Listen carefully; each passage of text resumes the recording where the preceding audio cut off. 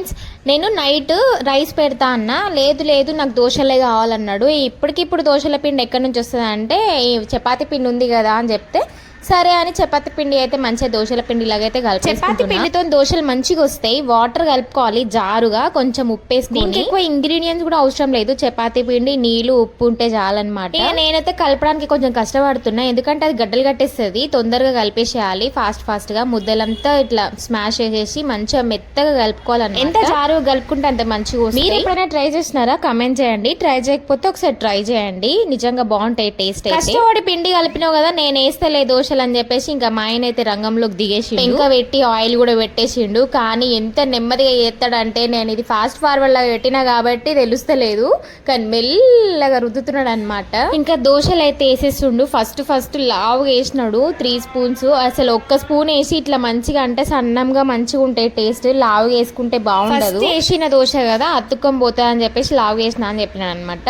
Okay, ఇంకా అదైతే ఒకటి అయిపోయింది. నెక్స్ట్ నుంచి మంచిగా ఇది సేమ్ లైక్ చపాతీ లాగా టేస్ట్ వస్తుంది అనమాట, ఎందుకంటే చపాతీ పిండి కాబట్టి. ఇంత కష్టపడుతుంది కదా, ఒక్కసారి హాయ్ చెప్పమంటే ఇంకెట్లా చెప్తున్నాడు. ఫస్ట్ వేసిన వంకర టింకర దోశ నాకే వేసింది అనమాట.